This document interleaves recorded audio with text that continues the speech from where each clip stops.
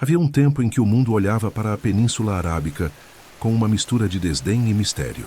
Ali, entre dunas intermináveis e o céu sem nuvens, estendia-se uma terra fragmentada, habitada por tribos nômades, caravanas em constante movimento e cidades-oásis isoladas, que sobreviviam graças ao comércio, à poesia oral e a antigos códigos de honra. A Arábia do século VII não era um centro de impérios, mas um corredor de areias por onde passavam histórias, especiarias e silêncios ancestrais. O mundo romano já estava em declínio no Ocidente, e o Império Bizantino travava lutas amargas com os persas sassânidas ao norte. Ao sul, as dunas dormiam, esquecidas pelas grandes potências, até que uma voz surgiu entre elas, uma voz que mudaria tudo. Na cidade de Meca, um centro comercial movimentado e ao mesmo tempo profundamente espiritual, vivia um homem chamado Muhammad ibn Abdallah. Órfão desde muito jovem, ele cresceu sob os cuidados de seu avô e, mais tarde, de seu tio.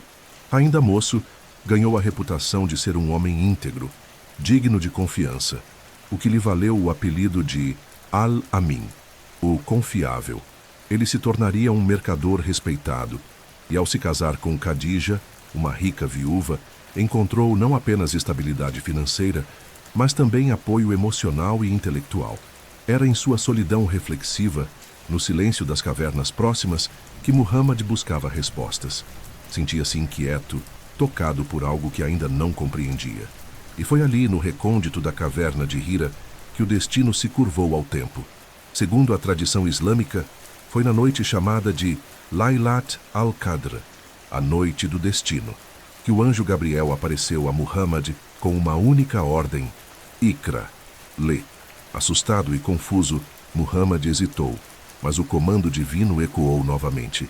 Era o início da revelação do Alcorão, a palavra de Deus transmitida a um homem iletrado, que jamais escreveria, mas que falaria com a força da fé e da verdade. A mensagem era clara, revolucionária e profundamente desafiadora para a ordem tribal. Um só Deus, um só Criador, um só Senhor dos mundos, Allah. Aos poucos, Muhammad começou a compartilhar suas revelações com os mais próximos. Primeiro, sua esposa. Depois, seu primo Ali, seu amigo Abu Bakr e outros poucos corajosos. Mas a mensagem do monoteísmo, da justiça social, da igualdade e da compaixão enfrentou a resistência feroz dos líderes de Meca, cuja economia e prestígio estavam ligados à idolatria, aos cultos tribais e à peregrinação politeísta à Kaaba. O conflito era inevitável. O novo profeta era visto como uma ameaça à ordem estabelecida. Durante mais de uma década, Muhammad e seus seguidores foram perseguidos, insultados, atacados, mas a fé crescia. Lentamente, o Islã começava a romper as barreiras tribais, reunindo homens e mulheres de diferentes linhagens sob a bandeira invisível de uma crença comum. Em 622, diante da escalada da violência, Muhammad realizou a Hijra, a migração, para a cidade de Yatrib, que passaria a ser conhecida como Medina, a cidade do profeta. Esse evento marcaria o início do calendário islâmico e simbolizaria mais do que uma fuga. Representaria o nascimento de uma comunidade, a Ummah. Em Medina, Muhammad não era apenas um líder espiritual. Tornou-se também um chefe de Estado, um estrategista, um legislador. Estabeleceu pactos com tribos judias e árabes, promoveu reformas sociais e liderou batalhas decisivas. O Islã deixava de ser apenas uma fé e se tornava uma força política em ascensão. Ao longo dos anos seguintes, conflitos com Meca continuaram, culminando na conquista de Meca em 630, quando Muhammad retornou à sua cidade natal não como fugitivo, mas como conquistador, e perdoou seus inimigos. A Kaaba foi purificada de ídolos e consagrada ao culto de Allah. Um novo tempo começava. Quando Muhammad faleceu em 632, aos 63 anos, deixou uma Arábia transformada. Tribos outrora hostis agora se viam unidas por uma fé comum. O Alcorão havia sido revelado por completo, e seus companheiros, os Sahaba, estavam prontos para levar adiante a missão. Mas havia uma questão que se ergueria como sombra sobre aquela alvorada. Quem lideraria agora? Com a morte do profeta, nascia não apenas um vazio, mas também a semente de uma estrutura que mudaria o mundo para sempre. O califado. Do silêncio das dunas, à força de uma nova civilização, a jornada estava apenas começando. E nas próximas horas de nossa viagem, mergulharemos no coração das conquistas, das disputas, das alianças e das ideias que moldaram séculos de história.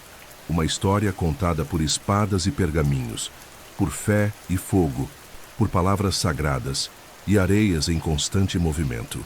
A morte do profeta Muhammad em 632 não foi apenas o fim de uma vida, mas o início de uma era incerta e turbulenta. Para os que acreditavam que ele era o selo dos profetas, o último mensageiro de Deus, a sua partida deixou um abismo espiritual e político que parecia impossível de preencher. Seus seguidores, homens e mulheres que haviam renunciado a tudo por sua fé, agora se viam órfãos, guiados apenas pela memória de sua voz, pelo eco de suas ações e pelas palavras do Alcorão. O mundo islâmico, ainda em gestação, respirava com dificuldade entre o luto e a necessidade urgente de continuidade. Foi nesse momento que a figura de Abu Bakr as-Siddiq, o amigo mais próximo e confidente de Muhammad, emergiu com a firmeza que a situação exigia. Com serenidade e autoridade, ele pronunciou uma frase que ficaria marcada na história. Quem adorava Muhammad, saiba que Muhammad morreu, mas quem adora a Allah, saiba que Allah é eterno e jamais morre. Era o chamado à razão. A fé pura, livre da idolatria, ancorada na transcendência. Foi também Abu Bakr o primeiro a ser escolhido como califa, título que significa literalmente sucessor, não como profeta, mas como líder da comunidade dos crentes, a Ummah. O período de seu governo foi curto, mas crucial. Abu Bakr enfrentou imediatamente uma onda de revoltas internas conhecidas como as Guerras Ridda, ou Guerras da Apostasia. Diversas tribos que haviam jurado lealdade a Muhammad decidiram romper seus laços com Medina, acreditando que a aliança morrera com o profeta. Abu Bakr, porém, agiu com convicção. Reafirmou que a fé em Allah e a submissão a Ummah não eram contratos pessoais, mas compromissos eternos. Enviou exércitos que, em pouco tempo, reconquistaram as tribos rebeldes e reafirmaram a unidade islâmica. Com a estabilidade interna restabelecida, Abu Bakr iniciou algo que transformaria para sempre o mundo conhecido: as primeiras campanhas militares fora da Península Arábica, contra os dois gigantes que cercavam o mundo muçulmano nascente, o Império Sassânida a leste e o Império Bizantino a oeste. Era o começo de uma expansão que não tinha apenas ambições territoriais, mas que levava consigo a força de uma ideia, o fervor de uma nova fé e o senso de missão de um povo que acreditava estar cumprindo um desígnio divino. Após a morte de Abu Bakr, em 634, foi eleito como califa Umar ibn al-Khattabi, um homem austero, forte, sábio e de profunda devoção. Sob sua liderança, o califado viveu um crescimento vertiginoso, não apenas em extensão geográfica, mas em estrutura administrativa e justiça social. Umar implementou os primeiros sistemas de governança civil, imposto equitativo, censos populacionais e diwan, registros oficiais dos soldados e dos que recebiam estipêndios. Era a semente de um império organizado, ainda que guiado por valores espirituais. Mas talvez o mais marcante de seu califado tenha sido a expansão explosiva do território islâmico. Sob seu comando, o mundo árabe presenciou a queda da poderosa Pérsia Sassânida e a perda de vastas regiões bizantinas. As cidades de Damasco, Jerusalém, Quitesifonte, Alepo, Alexandria, nomes que pareciam inalcançáveis, passaram a fazer parte do crescente mapa da Ummah. E, no entanto, mesmo diante das vitórias militares, Umar mantinha uma vida simples. Sua túnica remendada, seu modo de caminhar sem escolta, sua recusa aos luxos do poder, tudo isso contrastava com os impérios que caíam diante de sua espada. Era o exemplo vivo da justiça islâmica. Com a morte de Umar em 644, assassinado por um escravo persa, a comunidade escolheu como terceiro califa Uthman ibn Affan. Um homem generoso, de família influente e com grande habilidade administrativa. Sob seu comando, o Império Islâmico consolidou suas fronteiras e viveu uma prosperidade considerável, mas também enfrentou suas primeiras rachaduras. Foi durante seu governo que o Alcorão foi oficialmente compilado em uma versão única, padronizada e distribuída, para evitar divergências nas leituras e preservar a revelação em sua forma original. Esse ato garantiria a integridade do texto sagrado por séculos e ainda hoje é considerado um dos marcos fundamentais da história islâmica. No entanto, o governo de Uthman também foi marcado por acusações de nepotismo, revoltas regionais e tensões tribais latentes. A centralização do poder e a nomeação de parentes para cargos importantes provocaram ressentimentos entre diversos grupos. Em 656, um grupo de opositores cercou sua casa em Medina. Após dias de impasse, o califa foi brutalmente assassinado enquanto lia o Alcorão. Seu sangue respingado sobre as páginas do livro sagrado se tornaria um símbolo sombrio da divisão que se aproximava.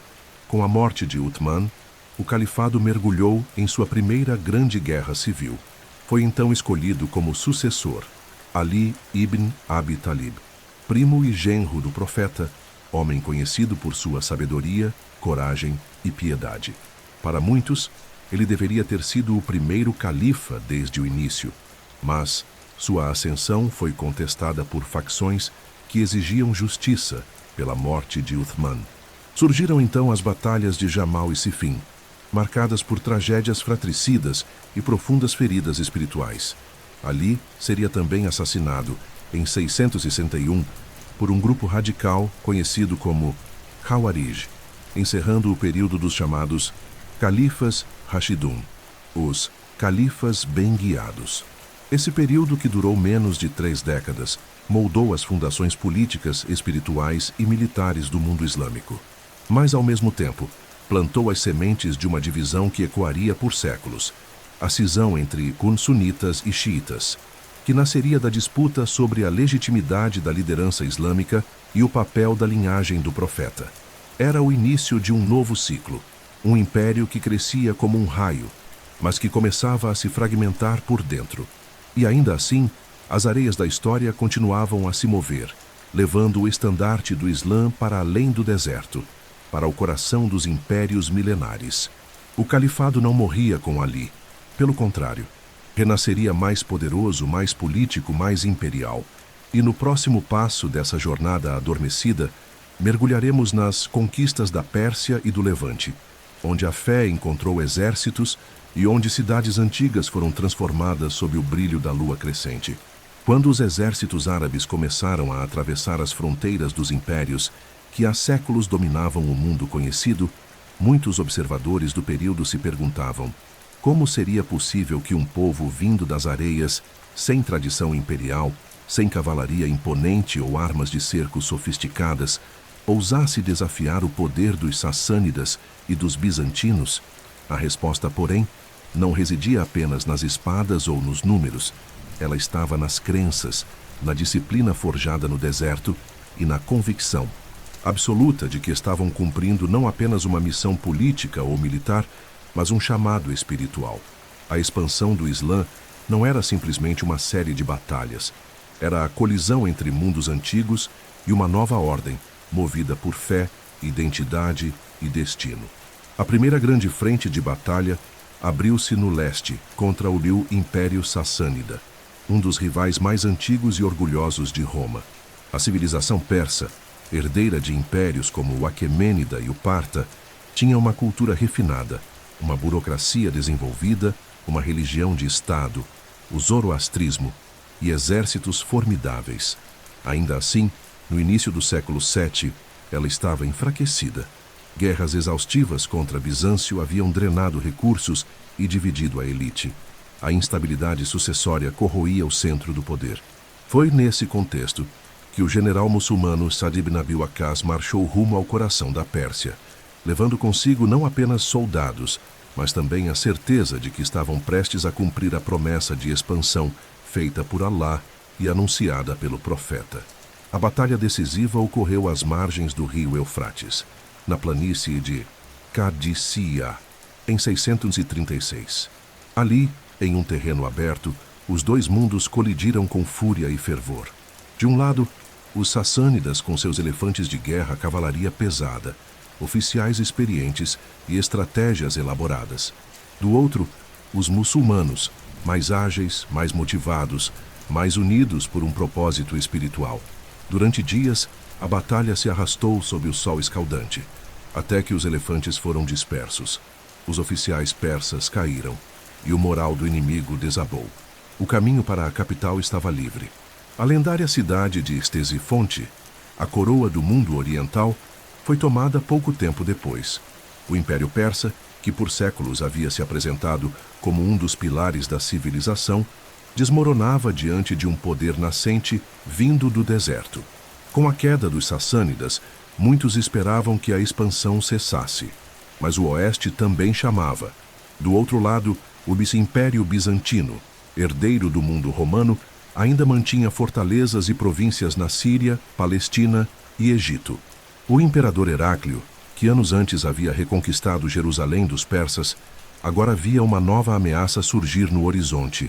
Uma ameaça inesperada, movida por fé e estratégia.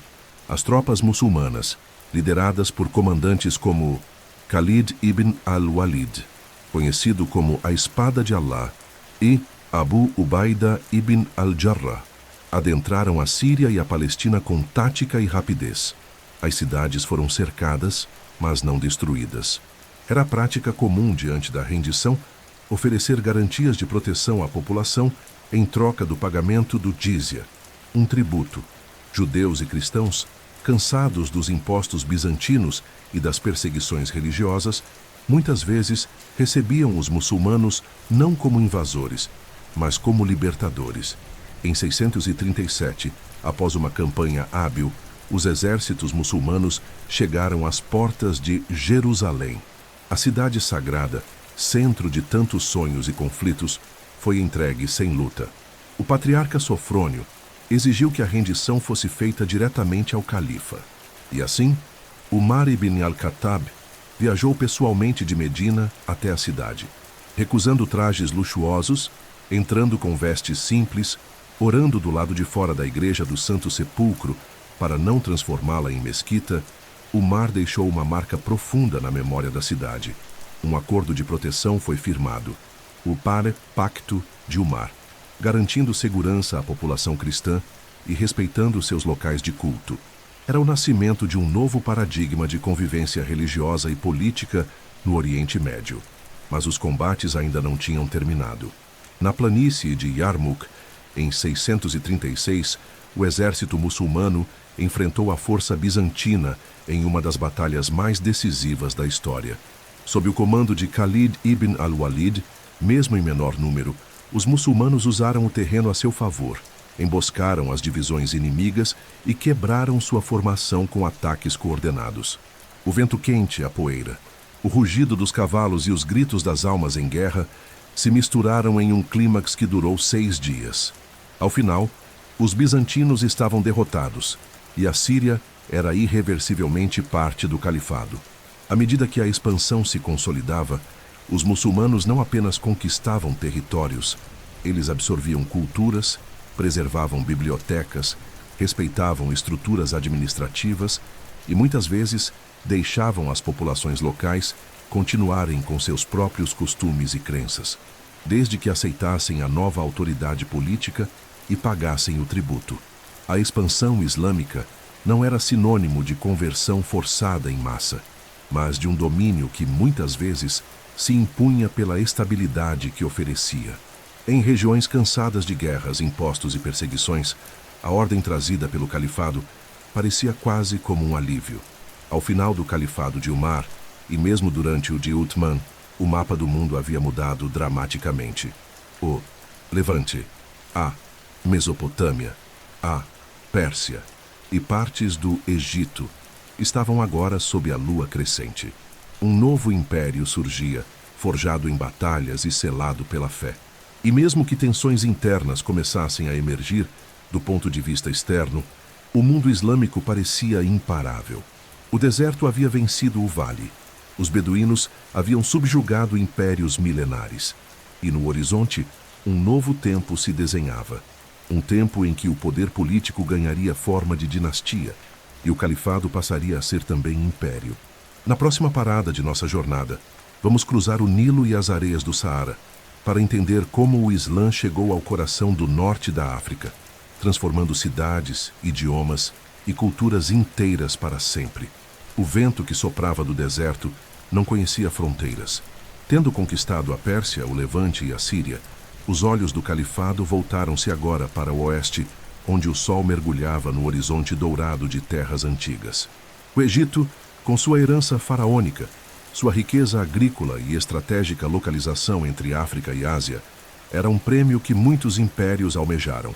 Desde Alexandre, passando por Roma e Bizâncio, o Vale do Nilo era considerado uma joia inestimável. Mas ali, entre os campos irrigados e as ruínas ancestrais, uma nova transformação se anunciava. E com ela, o Islã estenderia seu alcance até as margens do Mediterrâneo, preparando o caminho para um dos capítulos mais vastos e duradouros de sua história: a presença muçulmana no norte da África. O califa Inés Umar ibn al-Khattab, ainda durante seu governo, autorizou a incursão no Egito sob o comando do general Amr ibn al-As, um estrategista habilidoso e conhecedor profundo da região. Em 639, com um exército relativamente pequeno, Amr atravessou o Sinai e avançou pelas rotas que cortavam os desertos orientais. Mas, ao contrário do que se poderia imaginar, não foi a força bruta que garantiu suas vitórias, e sim a astúcia, a diplomacia e a habilidade de conquistar corações e mentes. O Egito bizantino estava sob o jugo de altos impostos e a população copta, cristãos nativos do país, sofria perseguições religiosas por parte do império. Muitos desses egípcios viram nos muçulmanos não apenas uma força de conquista, mas uma promessa de alívio. A cidade-fortaleza de Vil-Babilônia, próxima da atual Cairo, foi um dos primeiros grandes obstáculos. Protegida por muralhas e pelas águas do Nilo, ofereceu resistência por meses, mas acabou cedendo diante do cerco prolongado e da pressão política. Após a rendição, Amr garantiu aos coptas o direito de manter sua fé, igrejas e clero em troca de tributo. A política do jizya, que se tornava uma constante nas regiões conquistadas, era mais do que uma estratégia econômica. Era uma maneira de pacificar territórios sem a destruição do tecido social. Com o tempo, o controle muçulmano se estendeu até Alexandria, a lendária cidade de Alexandre, que fora um farol do conhecimento do mundo antigo. Tomá-la significava não apenas o domínio político do Egito, mas também o controle de uma das portas marítimas mais importantes do Mediterrâneo. Após intensas negociações e combates intermitentes, Alexandria se rendeu em 642, marcando o fim do controle bizantino sobre o Egito. O general Amr estabeleceu ali um novo centro de poder, a cidade de Fustat, embrião do que se tornaria a futura Cairo, a capital do Egito Islâmico por séculos. O Egito tornou-se rapidamente uma província vital do califado. Sua fertilidade agrícola abastecia as demais regiões conquistadas. Suas rotas comerciais conectavam o Oriente ao Ocidente, e sua população diversa tornava-se parte de um novo ecossistema cultural. Ao contrário do que muitos esperavam, os muçulmanos não impuseram o árabe imediatamente. Durante décadas, o grego e o copta ainda eram usados na administração, e as conversões ao Islã se deram de forma gradual, muitas vezes ao longo de gerações. Era a política da continuidade pragmática, um traço marcante da expansão muçulmana.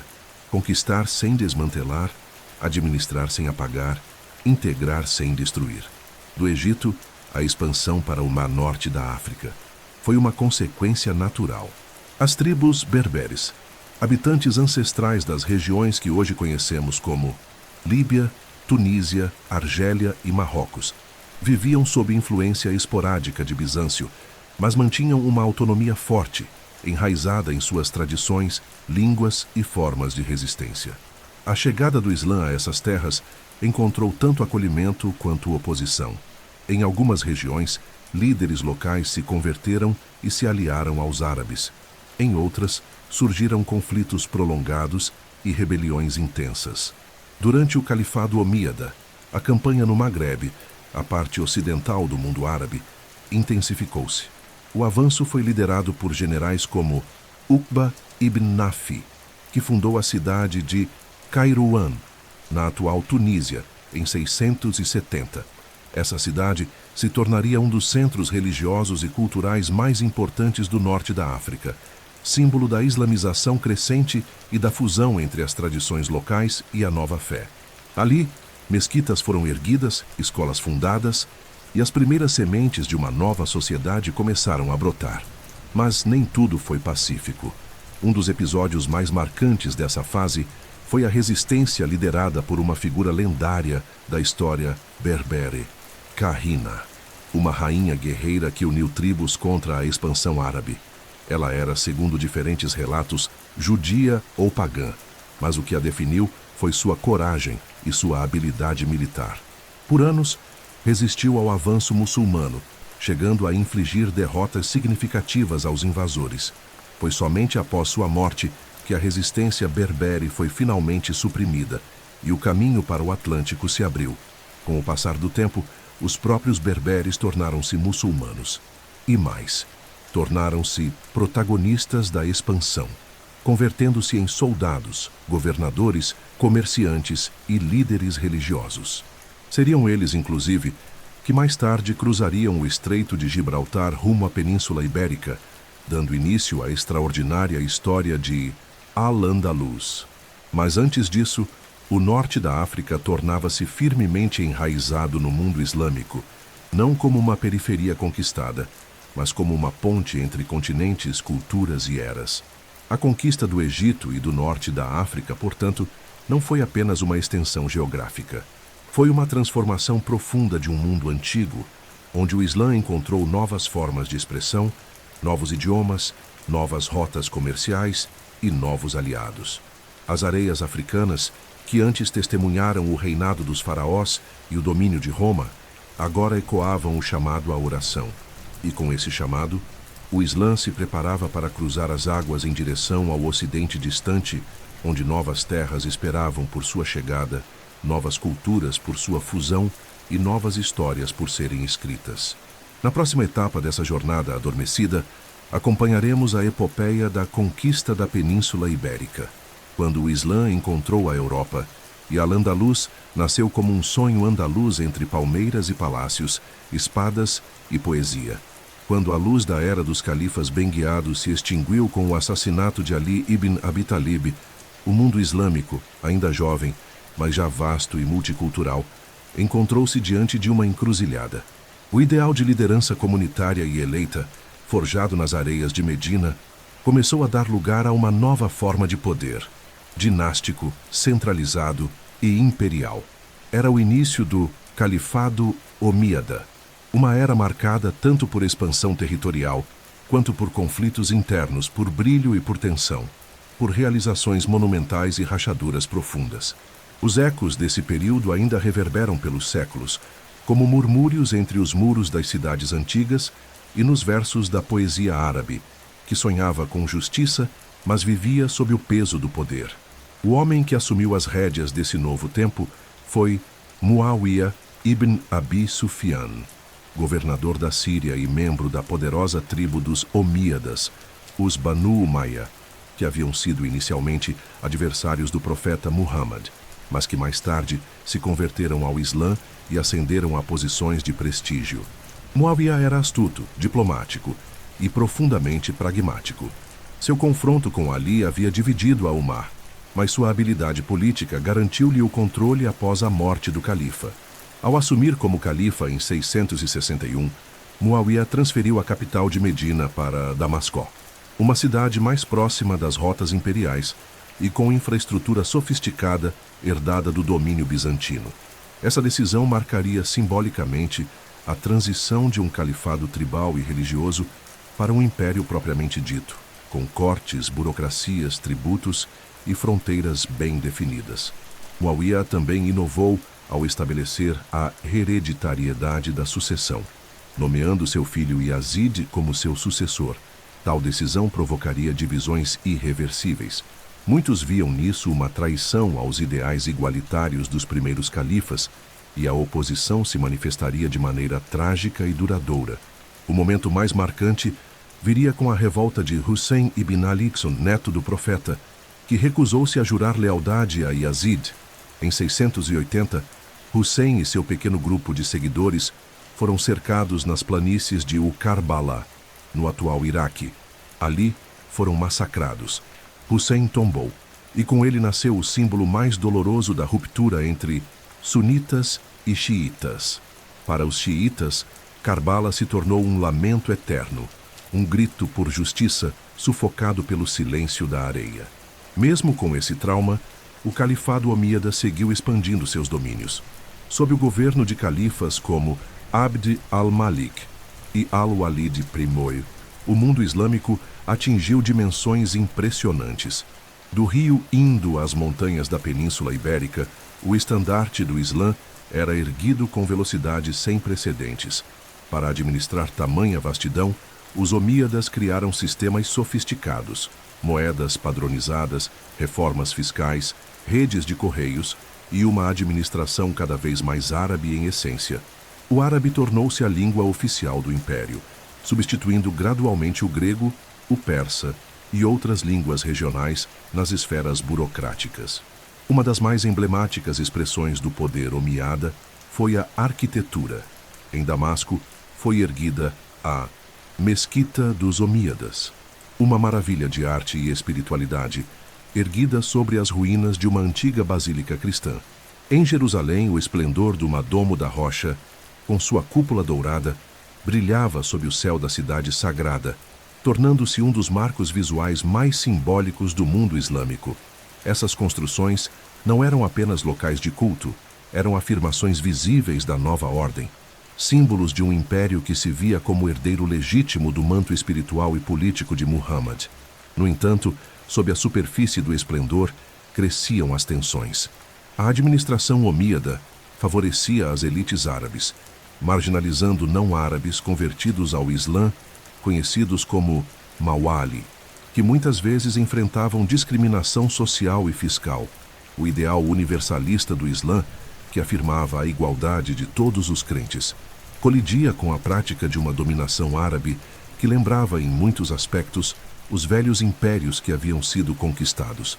Rebeliões começaram a surgir nos confins orientais do império, especialmente na região do Khurasan, onde as tensões étnicas e econômicas fermentavam lentamente um movimento revolucionário. Esse movimento, hábil em canalizar o ressentimento dos não-árabes e ao mesmo tempo se apropriar da memória dos califas bem guiados, acabaria por explodir em 750.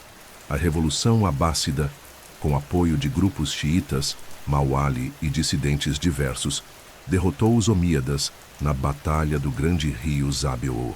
O califa omíada Marwan II foi morto, e a maior parte da família governante foi exterminada. Apenas um jovem príncipe, Abd al-Rahman, conseguiu fugir, atravessando desertos e mares até chegar ao longínquo Al-Andalus, onde fundaria um novo ramo omíada. Mas essa é outra história. O fim do califado omíada no Oriente não apagou sua importância histórica, pois sob seu domínio que o Islã deixou de ser uma fé regional e se tornou uma civilização global. Foi com eles que as fronteiras se alargaram, que os mapas se redesenharam, que a ideia de um califado império ganhou forma concreta. Seus feitos foram grandiosos, seus pecados profundos. Entre a cúpula dourada de Jerusalém e as lágrimas de Karbala, o califado omíada foi o espelho de suas contradições: magnificência e sangue, fé e poder, paraíso e espada. E assim, o cenário estava preparado para uma nova dinastia, uma que prometeria restaurar a justiça e a espiritualidade, mas que acabaria mergulhando o Islã em um esplendor intelectual sem precedentes. No próximo capítulo de nossa viagem noturna pela história, abriremos os portões de Bagdá e testemunharemos o nascimento de um novo sonho, o Califado Abássida, a Casa da Sabedoria, e a aurora dourada da ciência e da filosofia. Era o ano de 711. No extremo ocidental do mundo conhecido, além das ondas inquietas do Mediterrâneo e das montanhas rubras do Maghrebe, repousava uma terra fértil, povoada por castelos visigodos, vinhedos antigos e cidades romanas agora esquecidas sob o peso de séculos. A Península Ibérica, isolada entre o Oceano Atlântico e os Pirineus, era ao mesmo tempo um mundo à parte e uma encruzilhada de culturas. Era também, para os olhos atentos dos muçulmanos no norte da África, uma terra de oportunidades e de destino. O califado, que já havia atravessado desertos e vencido impérios, agora fitava o Ocidente com curiosidade e ambição. A travessia de Gibraltar não foi apenas uma incursão militar. Foi o momento em que o Islã encontrou a Europa e a história ganhou um novo ritmo. O responsável por essa travessia foi um comandante berber chamado Tariq ibn Ziyad. Conta-se que, ao desembarcar com seu exército nas costas rochosas do sul da Espanha, ele ordenou que seus navios fossem queimados. Verdade ou lenda, a imagem permanece poderosa. Nenhum retorno, nenhuma hesitação. À frente deles, as terras da Espanha, então governadas por um reino visigodo instável e dilacerado por disputas internas. O rei Rodrigo, recém-coroado, enfrentava a oposição de nobres locais, e seu exército, embora numeroso, estava mal coeso. A batalha decisiva ocorreu nas margens do rio Guadalete, onde Tariq, com suas forças muito menores, aplicou táticas precisas, aproveitando o terreno, os ventos da desordem política e a própria fé de seus homens para triunfar. Rodrigo desapareceu no caos da derrota, e com ele ruiu o último bastião da monarquia visigoda. A partir daí, o avanço foi fulminante.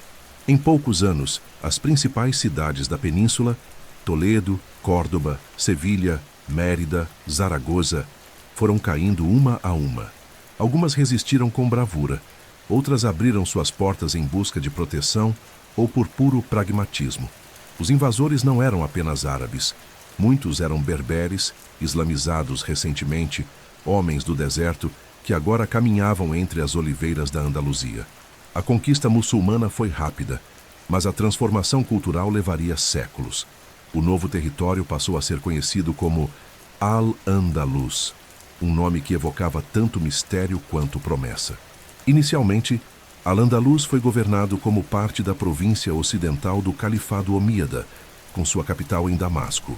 Mas em 750, com a ascensão dos Abássidas e o massacre da família Omíada, um jovem sobrevivente, Abd al-Rahman Tamipreupa, cruzou o Mediterrâneo e se estabeleceu em Córdoba, onde fundaria um emirado independente. Era o início de uma nova era. Córdoba, sob os omíadas exilados, floresceria como um dos centros mais esplêndidos do mundo islâmico. Ali, no coração da Espanha, uma nova civilização nascia. Uma síntese de saber greco-romano, tradição árabe, matemática indiana, ciência persa e poesia andaluza. Em Al-Andalus, as mesquitas erguiam-se entre igrejas antigas. Os banhos públicos, as bibliotecas e os jardins se multiplicavam. A tolerância relativa entre as muçulmanos, judeus e cristãos permitiu o surgimento de um ambiente multicultural raro na Idade Média. O árabe tornou-se a língua culta, mesmo entre cristãos. Os judeus perseguidos em outros lugares da Europa floresceram em comunidades prósperas. A cidade de Toledo se tornaria, séculos depois, um dos maiores centros de tradução e transmissão do conhecimento clássico ao Ocidente cristão. Era como se uma ponte invisível estivesse sendo construída entre o Oriente e a futura Renascença. Mas nem tudo era harmonia. Havia tensões constantes entre os árabes e os berberes, entre os convertidos e os conquistadores, entre as lealdades locais e os chamados à centralização. Rebeliões surgiam, e a estrutura de poder precisava ser constantemente reforçada. Ainda assim, a herança cultural se consolidava. Arquitetos criavam mesquitas com colunas como florestas de mármore, como a de Córdoba. Poetas, como Walada, filha de um califa, escreviam versos de amor e liberdade. Filósofos como Averroes ibn Rushd repensavam Aristóteles sob a luz do Islã. Astrônomos cartografavam estrelas. Médicos elaboravam tratados que seriam lidos por séculos. Em Al-Andalus, o tempo parecia respirar de maneira diferente, como se o passado, o presente e o futuro tivessem se encontrado à sombra das palmeiras e das bibliotecas. A presença muçulmana na Península Ibérica duraria quase 8 séculos. O processo de reconquista cristã começaria logo após a conquista nos Montes do Norte, mas levaria gerações para ganhar força. Al-Andalus se fragmentaria em reinos, os taifas, e enfrentaria invasões de novos impérios do norte da África, como os almorávidas e os almohadas. Cada fase traria tanto brilho quanto conflito. Mas a semente plantada em 711 jamais deixaria de florescer, mesmo quando as espadas caíssem, mesmo quando os palácios se tornassem ruínas, mesmo quando o último reduto muçulmano, Granada, fosse entregue em 1492 aos reis católicos e o chamado à oração silenciasse nos minaretes ibéricos. A conquista da Península Ibérica não foi apenas uma campanha militar. Foi o início de um ciclo de intercâmbio, fusão e transformação que moldaria não apenas a história da Europa, mas da humanidade. Em Al-Andalus, o Islã conheceu o Ocidente, e o Ocidente, por sua vez, foi tocado pelo brilho do Islã. Era o ponto de encontro entre mundos, onde o céu da Espanha refletia as estrelas da Arábia, e onde a memória ainda sussurra, ao cair da noite, as palavras de um passado que se recusa a morrer. E na próxima etapa dessa travessia pelo tempo, cruzaremos as vastas planícies do Oriente, onde o califado expandia suas fronteiras até a Ásia Central e o subcontinente indiano, onde o Islã encontraria novas crenças, novas paisagens e novos enigmas a serem decifrados. Enquanto o califado estendia suas raízes pela África e pela Europa, como ramos de uma árvore imensa, uma nova direção começava a chamar os olhos dos estrategistas, dos mercadores e dos missionários: o Oriente. Para além das montanhas escarpadas da Pérsia e dos rios dourados da Mesopotâmia, estendia-se uma vastidão misteriosa, pontilhada por cidades-oásis, caravanas silenciosas e reinos com tradições milenares. Era a Ásia Central, terra dos sogdianos, citas, bactrianos e outros povos que viviam entre desertos, estepes e vales férteis.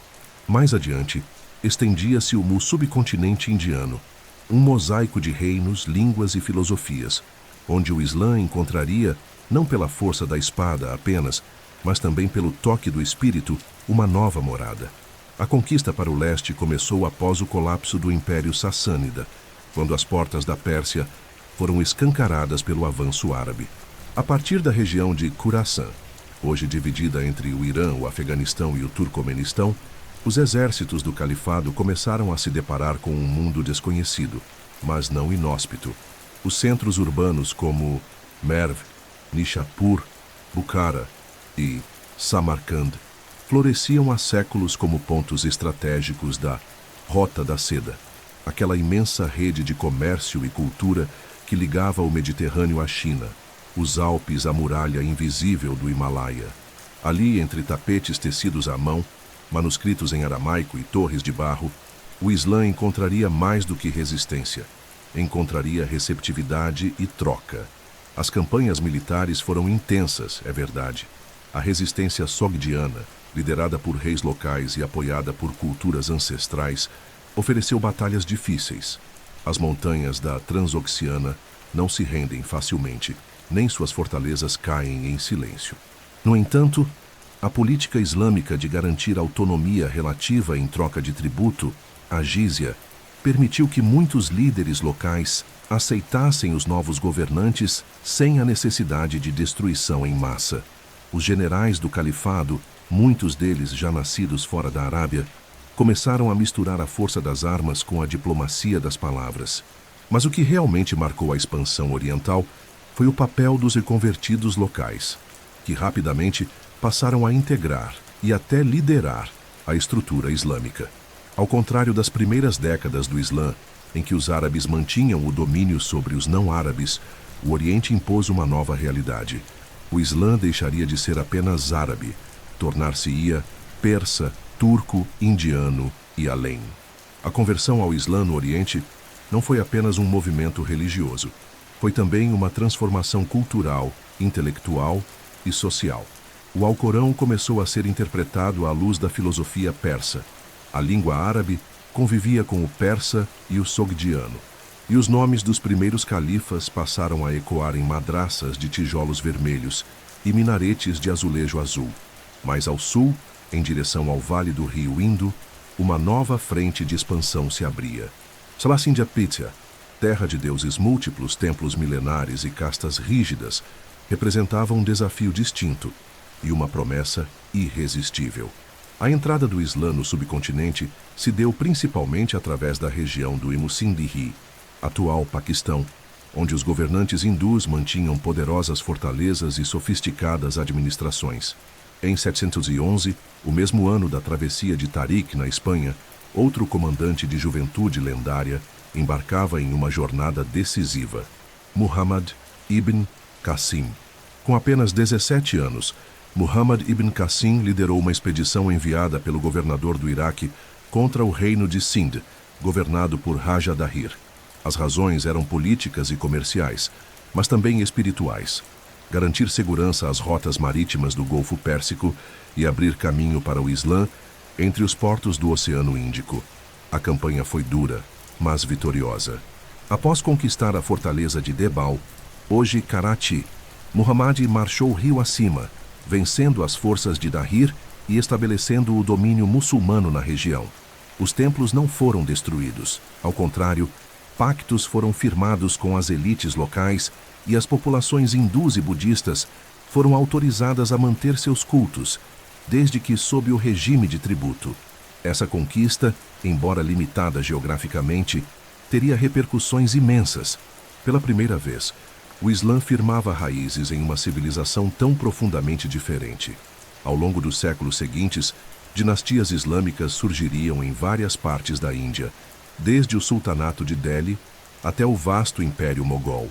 Mas a base disso tudo foi lançada ali com o encontro inicial entre o Alcorão e os Vedas, entre o deserto e o Ganges, entre a mesquita e o mandir. O diálogo, por vezes violento, por vezes pacífico, entre o Islã e a Índia, daria origem a uma das fusões culturais mais ricas e complexas da história humana. E enquanto os exércitos cruzavam os vales, os mercadores navegavam os mares.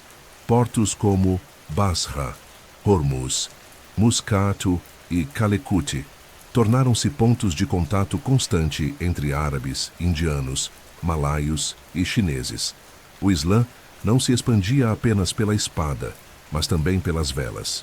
Os ventos das monções levavam o chamado à oração até as costas do Ceilão e das ilhas da atual Indonésia. E com ele, levavam também um modo de vida, um código moral, uma visão de mundo que, com o tempo, floresceria em lugares distantes, sob céus e palmeiras que jamais conheceram o deserto. Assim, no Oriente, o Islã encontrou não apenas resistência e aceitação, mas transformação mútua. E o califado, agora cada vez mais multicultural, precisava se reorganizar. Era necessário mais do que armas. Era preciso sabedoria.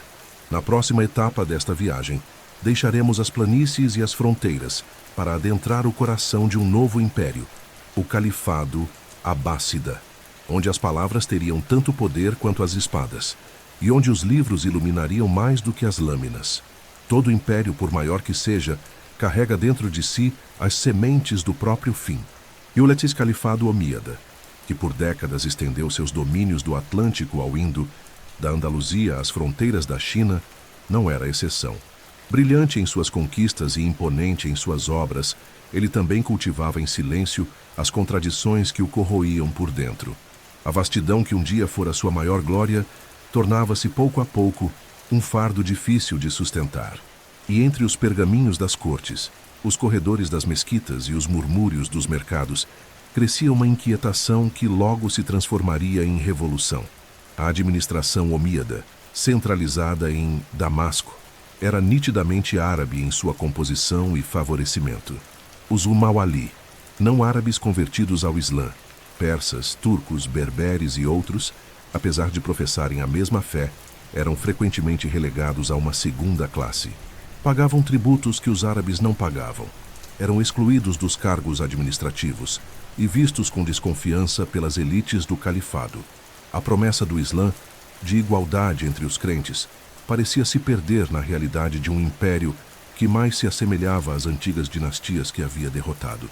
Essa tensão, silenciosa por décadas, amadurecia como uma fruta sob o sol quente da injustiça. Ao mesmo tempo, os descendentes da família do profeta Muhammad, os Banu Hashim, também nutriam ressentimentos.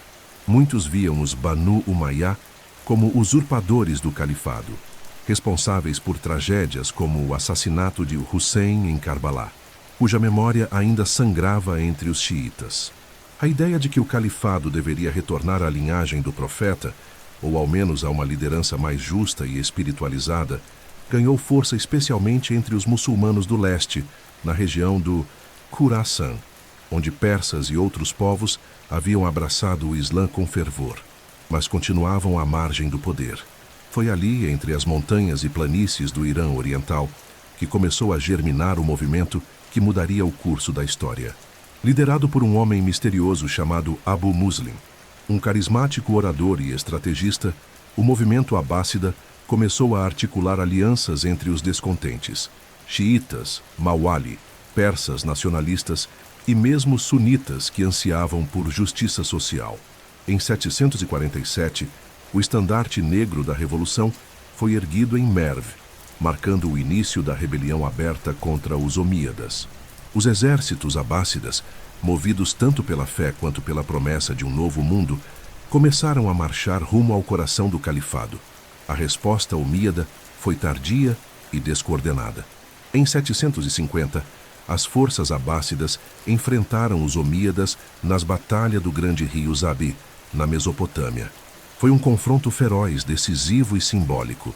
O califa omíada Tiz Marwan II, derrotado, fugiu para o Egito, onde seria capturado e morto. Em um movimento impiedoso, a maioria dos membros da família omíada foi executada, numa tentativa de extinguir completamente a dinastia. Apenas um jovem príncipe, Abd al-Rahman ibn Muawiyah, escaparia do massacre, cruzando o deserto e o mar até encontrar refúgio no ocidente distante, onde fundaria um novo domínio omíada em Al-Andalus, uma chama persistente em meio à noite abássida. Com a vitória da Revolução, os New Abássidas assumiram o califado, proclamando uma nova era de justiça, conhecimento e espiritualidade. Seu primeiro califa, Abu al-Abbas as-Safar, foi chamado de o Sanguinário pela brutalidade com que consolidou seu poder, mas foi seu sucessor, Al-Mansur, quem estabeleceu os alicerces de um novo império. Ao invés de Damasco, os abássidas fundaram uma nova capital, Bagdá, às margens do rio Tigre, uma cidade construída do zero para ser o centro do mundo muçulmano. Com suas muralhas circulares, seus jardins irrigados e suas bibliotecas em expansão, Bagdá logo se tornaria mais do que uma cidade, tornaria-se um símbolo. A ascensão dos abássidas marcou uma mudança radical na natureza do califado. O que antes era um império militar de conquista, tornava-se um amplo império de ideias, letras e ciência. O poder, embora centralizado, dialogava com as tradições persas de administração e corte. A língua árabe tornava-se veículo da filosofia grega, da matemática indiana, da medicina egípcia. Em Bagdá, surgiria a lendária Casa da Sabedoria, onde sábios de todas as origens traduziriam e comentariam obras de Aristóteles, Platão, Hipócrates e Galeno, fundindo o saber clássico com os horizontes islâmicos. Mas mesmo com toda essa aurora de conhecimento, os desafios permaneciam. A vastidão do império, as disputas internas, os levantes regionais e as tensões sectárias não desapareceriam. O próprio califado, com o tempo, veria sua autoridade contestada por poderes locais, dinastias independentes e outras formas de governo islâmico. A unidade do Islã político nunca mais seria absoluta. Ainda assim, a queda dos omíadas e a ascensão dos abássidas representaram mais do que uma simples troca de poder. Representaram a transição de um mundo em armas para um mundo em palavras, de um império de fronteiras para um império de ideias. E no silêncio das madrugadas de Bagdá, quando os calígrafos mergulhavam seus pincéis na tinta e os astrônomos traçavam o movimento das estrelas, o Islã encontrava um novo caminho, não apenas de conquista, mas de contemplação. Na próxima etapa desta travessia onírica, entraremos no esplendor da Idade de Ouro Islâmica, onde ciência, arte e filosofia caminharam lado a lado, e onde a fé se expressou através da luz do saber. Quando os primeiros raios da manhã se derramavam sobre as cúpulas de Bagdá, refletindo-se nas águas do Tigre como pinceladas de ouro líquido, havia naquela luz mais do que o simples começo de um novo dia. Havia o brilho de uma civilização no auge do pensamento, do espírito e da beleza. A capital dos Imabássidas, fundada no século VIII como um projeto ambicioso e quase utópico, logo se transformaria no coração palpitante do mundo islâmico e, por um tempo precioso na história humana, no farol da ciência, da filosofia, da medicina e da arte para todo o planeta.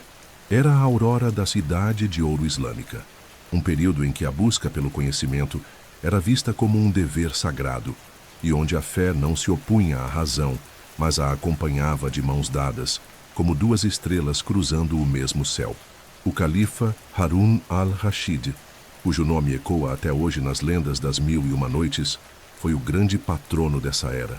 Durante seu reinado, Bagdá atingiu uma sofisticação inigualável, com palácios decorados por mosaicos de vidro, fontes que sussurravam nas noites quentes e bibliotecas que guardavam mais manuscritos do que qualquer outro lugar do mundo.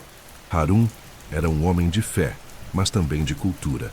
Recebia em sua corte não apenas estudiosos muçulmanos, mas também judeus, cristãos nestorianos, hindus e zoroastristas, numa convivência intelectual que parecia antecipar os ideais de uma humanidade unida pelo saber. Seu filho, Al-Ma'mun, deu continuidade a esse legado com uma paixão particular pelo conhecimento. Foi ele quem fundou a lendária Bait al-Hikmah, a Casa da Sabedoria, onde tradutores, matemáticos, filósofos, astrônomos e médicos trabalhavam lado a lado, traduzindo e reinterpretando o saber da antiguidade. Ali, obras de Aristóteles, Platão, Euclides, Hipócrates, Ptolomeu e tantos outros foram traduzidas do grego, do siríaco e do persa para o árabe. Mas não se tratava apenas de tradução. Tratava-se de reinvenção, de diálogo criativo, de expansão do pensamento humano.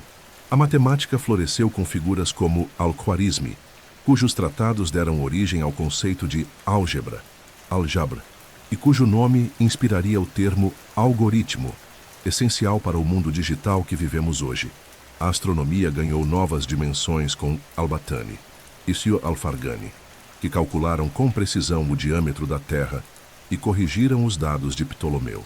Na medicina, Avicena, Ibn Sina, produziu sua obra-prima, o Cânone da Medicina, que por séculos foi utilizado nas universidades europeias.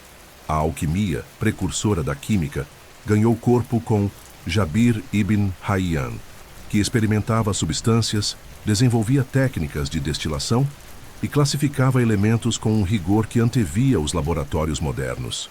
E havia ainda os filósofos, homens como Al-Farabi, Al-Kindi, Averroes, Ibn Rushd e Navicena, que se debruçavam sobre os mistérios do ser, da alma, do tempo e da causalidade. Eles traduziam não apenas palavras, mas ideias, confrontando e harmonizando os ensinamentos de Aristóteles e Platão com os princípios do Alcorão. Em suas mãos, a filosofia não era heresia, mas contemplação. Não era inimiga da fé, mas sua irmã mais velha. O Islã naquele tempo não temia o pensamento, celebrava-o. Esse florescimento não estava restrito a Bagdá. Em Córdoba, no Al-Andalus, a luz desse renascimento irradiava com igual intensidade. A cidade, sob os omíadas exilados, rivalizava com Bagdá em esplendor. Tinha ruas pavimentadas, hospitais, escolas e uma das maiores bibliotecas do mundo islâmico. Os judeus ali viveram seu próprio renascimento, com figuras como Maimônides, que dialogava com Averroes e reinterpretava as escrituras sob a luz da razão. O conhecimento circulava pelos mares e desertos, das bibliotecas do Cairo às madraças de Samarcanda, dos observatórios de Damasco aos mercados de Basra, onde manuscritos eram vendidos como especiarias. A poesia também floresceu como nunca. Poetas como Malmutanabi, Rabia Jaladawiya, Omar Khayyam e tantos outros deram voz ao amor místico, ao anseio existencial, à beleza efêmera da vida e à profundidade do espírito. Suas palavras, escritas em caligrafia tão bela quanto o conteúdo, adornavam paredes de palácios e corações de peregrinos. O sufismo, corrente espiritual que buscava a experiência direta com o divino, também ganhou corpo e expressão, com mestres que transformavam a contemplação em dança, o silêncio em oração e a jornada interior em poema. Mas nem tudo era harmonia. A própria grandiosidade do império exigia controle constante. Revoltas regionais, conflitos sectários entre sunitas, xiitas e outras vertentes, disputas pela sucessão e desafios externos, começaram a abalar a estrutura do califado. Ainda assim, por vários séculos, mesmo sob tensões e divisões, o impulso pelo saber não cessou. A civilização islâmica medieval provou ao mundo que fé e razão não são inimigas, e que uma sociedade pode alcançar o ápice do conhecimento mesmo em tempos de instabilidade política. E então, quando o crepúsculo começou a descer sobre essa era dourada, quando os ventos da história trouxeram as invasões mongóis, a fragmentação do poder e as cruzadas de longe, a herança já estava lançada. O Islã havia absorvido o saber do mundo antigo, recriado-o, enriquecido-o e mais tarde transmitido-o à Europa medieval. Quando a renascença europeia floresceu, ela o fez com raízes plantadas por mãos árabes, persas e andaluzes. Na próxima etapa desta jornada que embala a mente, enquanto os olhos se fecham, adentraremos o mundo dos califados regionais, fragmentos de um império que buscavam manter acesa a chama do conhecimento e da fé, mesmo em meio ao colapso da unidade política. E conheceremos o brilho breve, porém intenso, do Acalifado de Córdoba, o enigma do Acalifado Fatímida e os contornos cada vez mais fragmentados de um mundo em transformação. À medida que os séculos avançavam, a vastidão do Califado Islâmico, que um dia parecera invencível, começou a se curvar ao peso de suas próprias dimensões. A unidade outrora proclamada nos púlpitos das mesquitas e firmada pela voz dos califas abássidas em Bagdá, cedia lugar à fragmentação inevitável. Era como se um espelho se partisse em dezenas de pedaços, cada um refletindo à sua maneira a luz original. Mas ainda que a política se fragmentasse, a civilização muçulmana continuava a pulsar, agora em múltiplos centros de poder, arte e espiritualidade. E nesse novo mundo multipolar, emergiam dois califados regionais com brilho próprio. O Califado de Córdoba, no extremo ocidental da Andaluzia, e o Califado Fatímida, no coração do Egito. No ocidente, após a queda dos Omíadas em Damasco, um príncipe sobrevivente, Abd al-Rahman Peimus, havia cruzado desertos e mares para fundar um novo emirado em Qi al-Andalus, longe das garras dos abássidas. Por décadas, seus descendentes governaram Córdoba como emires independentes. Mas em 929, diante das ameaças crescentes dos Fatímidas e da desunião dos reinos cristãos do norte, Abd al-Rahman III proclamou-se califa, não apenas um líder político, mas também espiritual. Era uma afirmação audaciosa, a de que o mundo islâmico não estava mais sob um único centro. O califado agora era também andaluz. Sob os Omíadas de Córdoba, Al-Andalus floresceu como nunca. A cidade tornou-se uma das maiores da Europa, com banhos públicos, bibliotecas, hospitais, mercados, jardins e mais de 70 mil casas iluminadas. A famosa Mesquita de Córdoba, com suas colunas como palmeiras de pedra, simbolizava o refinamento estético e espiritual de um Islã que se fundia com as tradições ibéricas, romanas e visigodas. Era uma civilização de encontros entre o árabe e o latim, o Alcorão e Aristóteles, o tapete e o mosaico. E embora a política fosse complexa, marcada por tensões internas, A produção intelectual andava a passos largos. Foi ali que Averroes e Maimônides pensaram o mundo. Foi ali que a música, a medicina e a arquitetura ganharam novos significados. Enquanto isso, no coração do mundo islâmico, um outro califado se erguia. Os Fatimidas, pertencentes à vertente xiita ismaelita, proclamavam-se descendentes diretos de Fátima, filha do profeta Muhammad. Para seus seguidores, o mundo necessitava de um líder espiritual legítimo, um imã, que unisse fé e razão. Em 909, tomaram o poder no norte da África e fundaram seu califado com capital inicial em Mahdia, na atual Tunísia. Mas seu maior feito viria em 969, quando conquistaram o Egito e fundaram a cidade de Al-Qahira, a vitoriosa, hoje conhecida como Cairo. Cairo logo se tornaria um dos centros mais importantes do Islã. Os Fatimidas construíram mesquitas esplêndidas, como a Al-Azhar, que rapidamente se tornaria um dos principais centros de ensino religioso do mundo islâmico, um farol que continua aceso até os dias de hoje. A administração fatímida era centralizada, refinada e aberta à diversidade. Judeus, cristãos e sunitas encontravam espaço na vida econômica e cultural da cidade, mesmo sob um califado de orientação xiita. Era como se, mesmo divididos na teologia, os muçulmanos mantivessem viva a tradição da convivência e da busca pelo saber. Mas essa era de califados paralelos não veio sem tensões. A existência de múltiplos líderes proclamando a autoridade suprema sobre os muçulmanos colocava em xeque a unidade espiritual da Ummah. Pregadores disputavam púlpitos. Juristas divergiam em suas interpretações. As rivalidades ideológicas entre sunitas abássidas, xiitas fatímidas e omíadas de Córdoba se misturavam com disputas geopolíticas por rotas comerciais, alianças tribais e influência regional.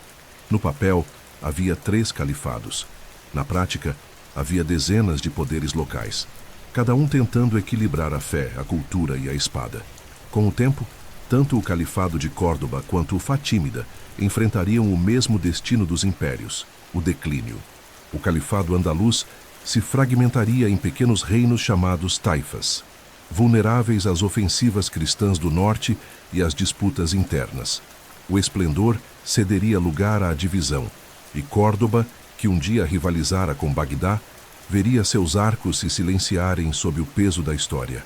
Já o califado fatímida, corroído por disputas internas e por novas forças militares como os turcos seljúcidas, acabaria sendo absorvido pelos Ayúbidas, sob o comando do lendário Salah ad-Din, o Saladino.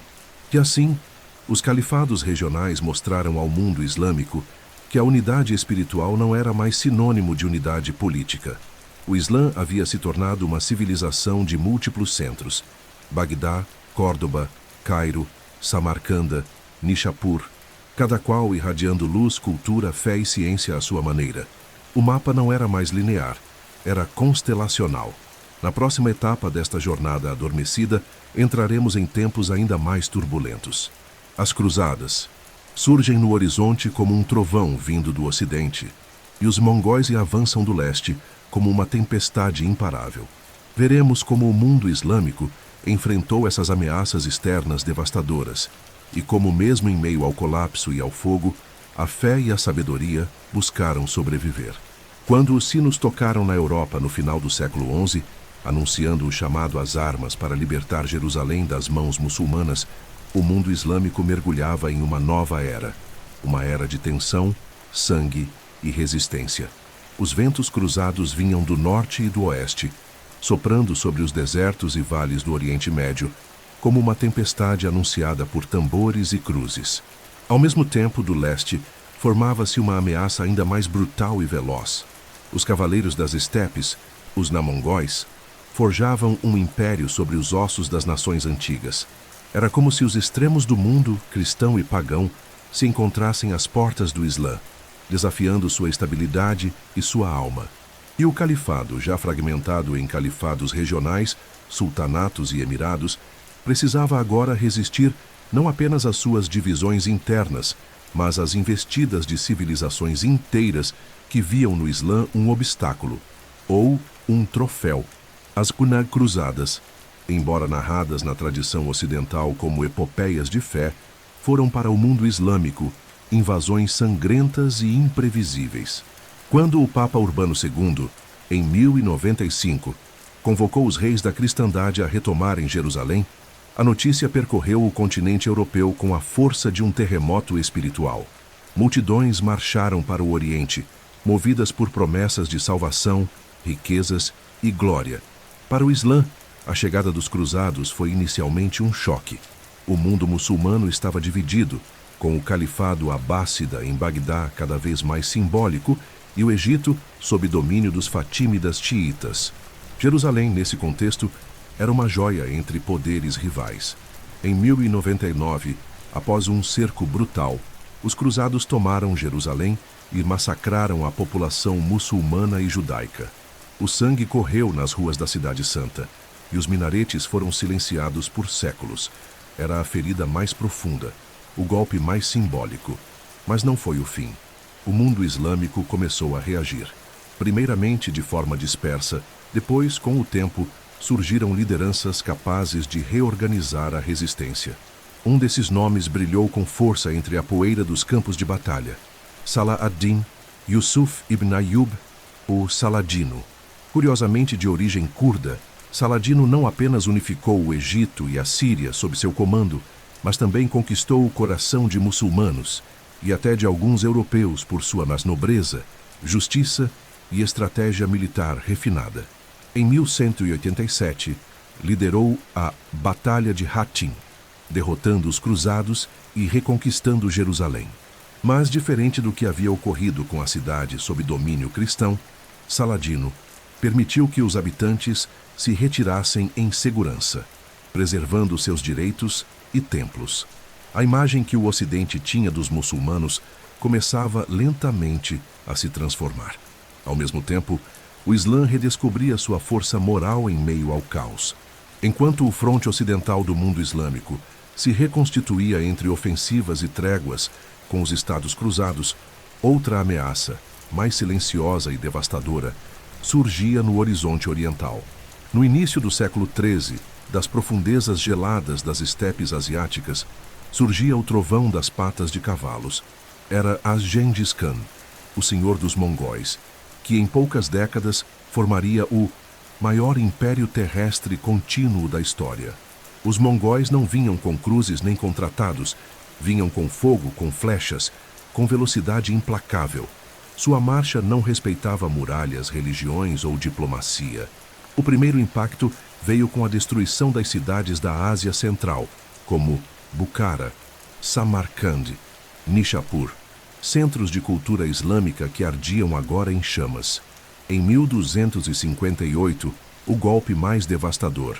Os exércitos de Hulagu Khan, neto de Gengis, cercaram a lendária cidade de Bagdá. A capital abássida, coração intelectual e espiritual do Islã por séculos, foi arrasada em um banho de sangue. Estima-se que centenas de milhares foram mortos e que os livros da Casa da Sabedoria foram lançados ao rio Tigre em tal quantidade que, disse, as águas correram negras de tinta por dias. O último califa abássida foi pisoteado até a morte. Para muitos, aquele era o fim do mundo islâmico como se conhecia. Mas a história é feita também de renascimentos. Após a fúria inicial, os mongóis se transformaram. Muitos adotaram o Islã, fundando dinastias que mais tarde restaurariam parte do brilho perdido. Os Ilkhanidas, no Irã, e os Timúridas, na Ásia Central, tornaram-se patronos das artes, da arquitetura e da astronomia. O Islã, ferido, reinventava-se em outras formas, em outros rostos. A memória de Bagdá vivia agora nas madraças de Cairo, nas mesquitas de Damasco, nos observatórios de Maragé, nos versos de Rumi. O legado desse período sombrio foi paradoxal. As Cruzadas Paz haviam demonstrado que, mesmo fragmentado, o mundo islâmico era capaz de resistir, unificar-se e proteger seus valores. Até a invasão mongol, por sua vez, destruiu a ilusão da invulnerabilidade. mas também levou o Islã a se espalhar por outras regiões, da Índia à Indonésia, do Cáucaso à China. A dor forjou novas alianças, novas escolas de pensamento, novos caminhos. E assim, enquanto os minaretes eram reconstruídos em meio às ruínas e as caravanas voltavam a cruzar o deserto carregando seda, papel e manuscritos, uma nova era se anunciava. Não mais um califado unificado, mas uma rede viva de culturas muçulmanas conectadas por fé, ciência, comércio e memória.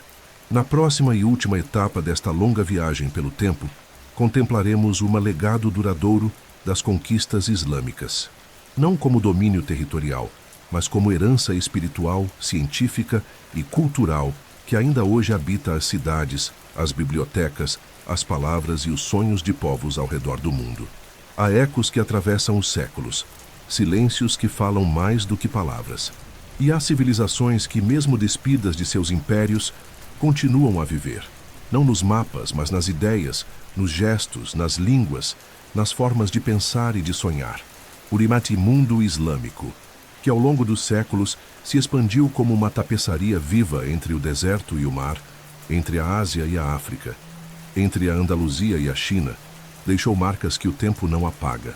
Ainda que os califados tenham ruído, ainda que os palácios tenham sido reduzidos a ruínas e os nomes dos califas se percam em crônicas empoeiradas, o legado das conquistas islâmicas continua a pulsar discretamente na alma da humanidade.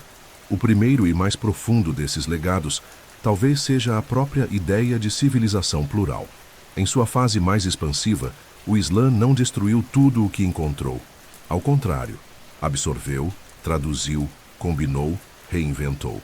O saber grego, a medicina persa, a matemática indiana, a astronomia caldeia, a poesia africana, a arte bizantina, tudo foi acolhido, estudado, debatido, elevado a novas formas.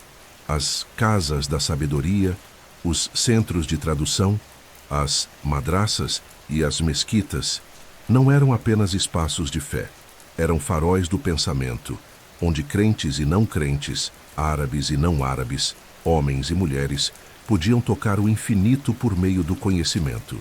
Essa herança intelectual, que floresceu especialmente sob os abássidas, não desapareceu com o colapso do califado. Foi transmitida silenciosamente às bibliotecas de Bizâncio, aos mosteiros da Europa, aos estudiosos judeus de Toledo, aos monges italianos do século XIII. Quando a Europa despertou para a Renascença, muitos dos livros que acenderam esse novo fogo haviam sido preservados e aprimorados por mãos muçulmanas. O Islã não apenas transmitiu o conhecimento do mundo antigo, ele o recriou e o devolveu ao mundo mais claro, mais extenso, mais profundo. Mas o legado das conquistas não se limita ao saber. Ele se inscreve também nas malestruturas políticas e sociais de muitos países modernos. Sistemas de justiça, administração tributária, organização urbana, engenharia hidráulica, rotas comerciais.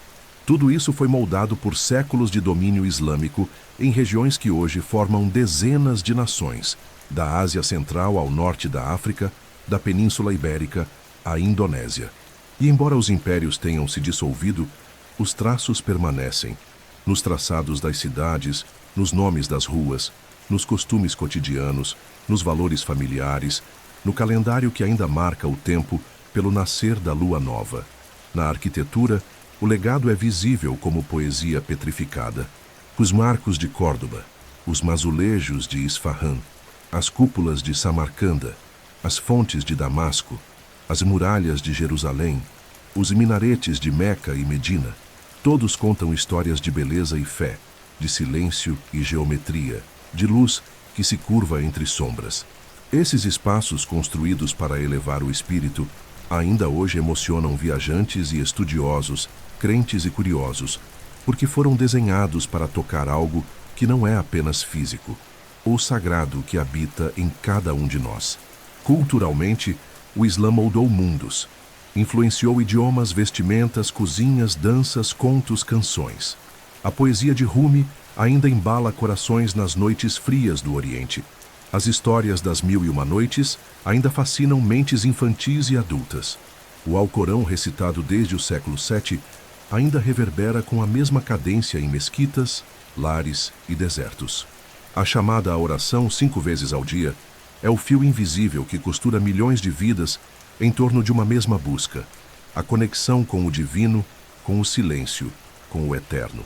E há também o legado espiritual e filosófico, talvez o mais íntimo de todos. O Islã não foi apenas um império, foi e é um caminho, um modo de estar no mundo, um convite à humildade, à generosidade, à disciplina, à compaixão. Os 5 pilares, Shahada, Salat, Zakat, Saum, Hajj, continuam a sustentar vidas em meio à agitação moderna. Os ensinamentos de Muhammad, os ditos dos ímãs, os comentários dos sábios, ainda são estudados, memorizados, debatidos, reinterpretados. O Islã ensinou a milhões que a fé pode ser um modo de vida, não apenas um dogma, mas uma prática diária de equilíbrio entre corpo, mente e alma.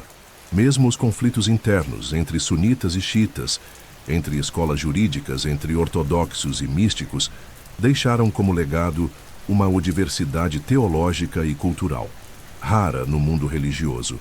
Longe de ser uma fraqueza, essa pluralidade permitiu que o Islã sobrevivesse aos choques mais intensos da história: invasões, cruzadas, colonizações, secularizações. E ainda hoje, nos 4 cantos do mundo, comunidades muçulmanas seguem reinventando a fé, ora em silêncio, ora em voz alta, ora com saudade, ora com esperança. Por fim, o legado das conquistas islâmicas é a prova viva de que uma ideia pode atravessar milênios. O deserto da Arábia, de onde partiu a mensagem de Muhammad, gerou não apenas um livro, mas uma civilização. E ainda que os califas tenham partido, que os impérios tenham caído, que as guerras tenham deixado feridas, a ideia permanece. A ideia de que o conhecimento é luz, de que a fé é ponte, de que a justiça é caminho, e de que a alma humana, onde quer que nasça, pode buscar o mesmo céu. E assim encerramos esta travessia por séculos de história, conduzidos pela areia e pela estrela, pela espada e pelo livro, pela mesquita e pelo mercado. Um tempo de conquistas, sim, mas sobretudo um tempo de criação, de transmissão, de imaginação. O califado pode ter terminado, mas o seu eco, esse eco não se apaga. Boa noite, viajante do tempo. Que o sono te leve leve como caravana sob o luar, e que os sonhos te conduzam pelas rotas invisíveis do passado, onde as vozes antigas ainda sussurram sabedoria às almas que sabem escutar.